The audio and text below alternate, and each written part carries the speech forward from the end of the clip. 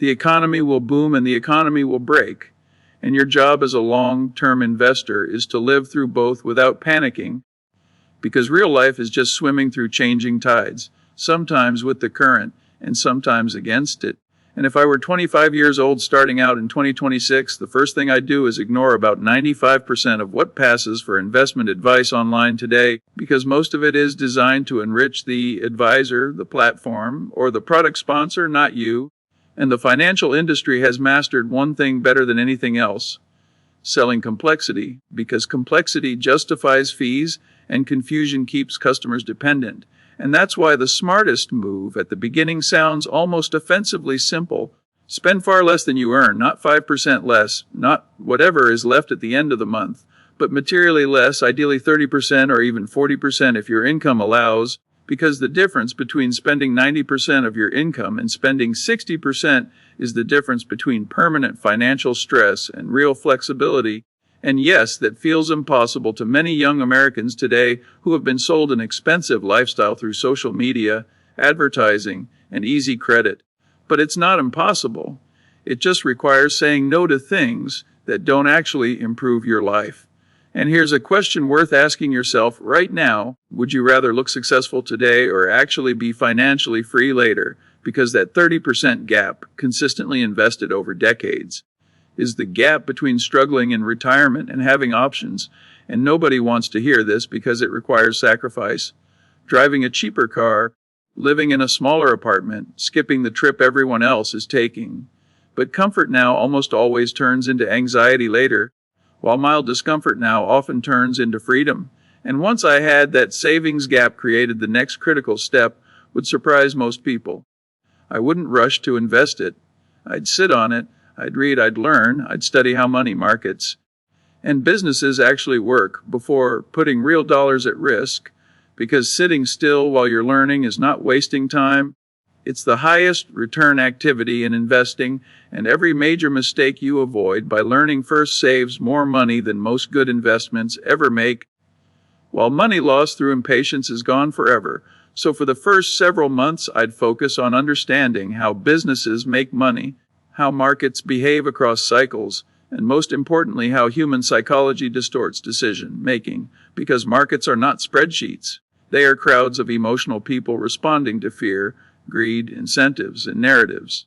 And if you only understand the math but not the behavior, you will eventually get crushed. So I'd read classic investing principles, market history, past bubbles and crashes, and real company financial statements, especially boring businesses like utilities, insurers, and banks, because boring is where learning happens and excitement is where money usually dies.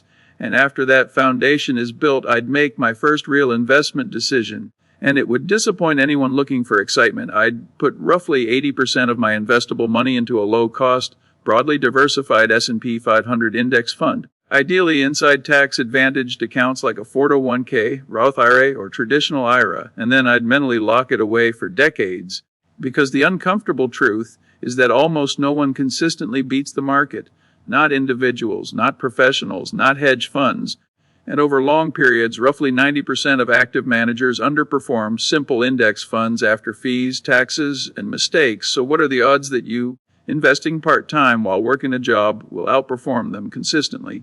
Close to zero. And this is painful for smart people to accept, because intelligence often creates overconfidence, complexity, and unnecessary activity, while the index fund is humbling and boring and powerful, capturing the long-term growth of American businesses, which historically has averaged around 10% annually before inflation. Not every year, not guaranteed, but powerful over time, and patience is the real requirement. Because most people abandon the strategy after 6 months of boredom or 1 year of disappointment, then blame the market when their own behavior was the problem. So that 80% stays invested through recessions, crashes, elections, inflation scares, and headlines, accumulating shares quietly, while the remaining 20% stays in cash as optionality, not as a prediction tool, but as a patience tool, waiting for moments when markets break emotionally rather than rationally, because every few years something always goes wrong, fear spikes, prices disconnect from fundamentals, and that's when prepared investors, not clever ones, have the opportunity to act. And here's a simple hypothetical example. Imagine a large, well-capitalized U.S. bank faces a leadership scandal. The headlines scream disaster. The stock drops 40%. Social media declares it uninvestable. But when you read the actual filings, you see deposits are stable, loans are performing, capital ratios exceed regulatory requirements, and earnings power remains intact, meaning the market may be pricing fear, not permanent damage. And that's when some portion of that 20% cash can be deployed patiently, not all at once, not emotionally, but deliberately, understanding it may take months or years to recover. And if it doesn't meet your clarity threshold, you simply pass, because doing nothing is often the best decision. And this raises another important question. Do you feel uncomfortable when you're not doing something with your money?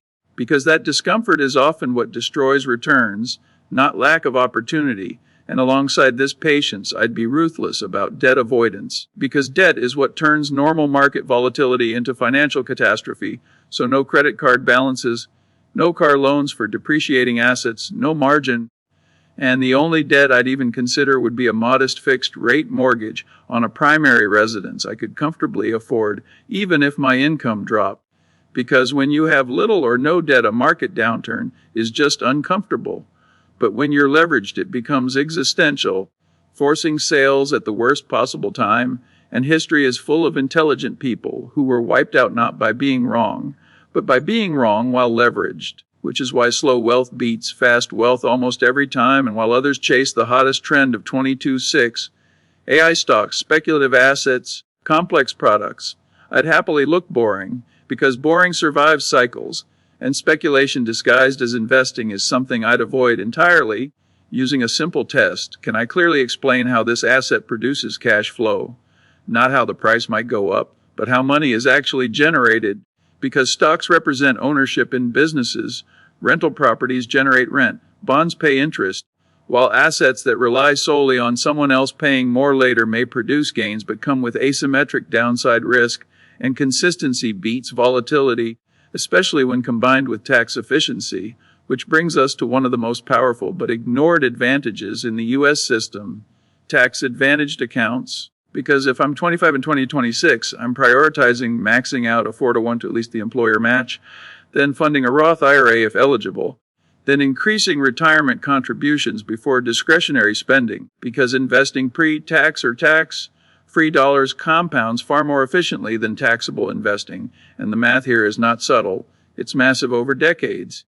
Often the difference of hundreds of thousands of dollars for middle-income earners. Yet many people skip this advantage just to spend more today, effectively trading future freedom for present consumption.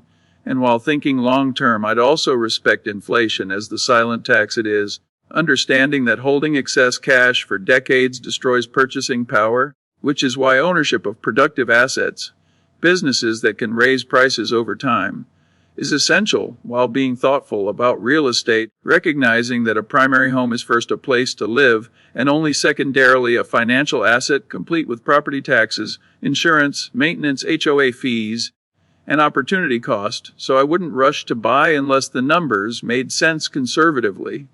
And for investment properties, I'd remember they are businesses, not passive income machines, requiring time, skill, and temperament. And for most young investors, broad stock ownership is simpler and more scalable. And as I invest, I'd rely on facts, not noise, spending more time reading company filings and less time watching financial entertainment.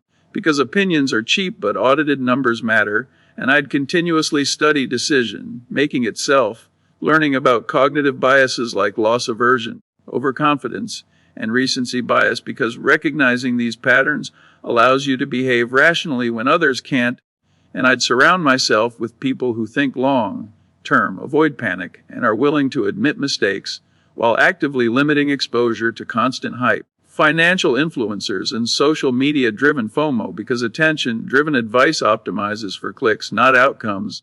And here's the simple math example that ties everything together. Invested $10,000 per year from age 25 to 65 at an average 10% return, and you end up with roughly $4.8 million before taxes, while waiting 10 years to start cuts that dramatically, not because of skill, but because time is the real multiplier. And that's why the goal isn't to find perfect investments. It's to build a system you can stick with through boredom, fear, and temptation, accepting that mistakes will happen, but sizing positions so no single error can destroy you, and remembering that recessions are normal. Volatility is the price of admission, and discipline beats prediction. So if you're listening hoping for a hot stock tip, you've missed the point. Because principles outlast cycles, and those principles, spending less than you earn, investing consistently using tax advantages, avoiding unnecessary debt, staying diversified, and controlling behavior, worked decades ago, work today, and will likely work decades from now. And if this framework helped you think more clearly about money, subscribe for long-term, no hype personal finance education. Comment the word Deskiipelion if you're committed to playing the long game. And watch the next video where we break down how to structure your 401k and Roth IRA for maximum long-term efficiency. And as always, this content is for educational purposes only, not financial advice. Investing involves risk, returns are not guaranteed, and tax rules vary by individual situation.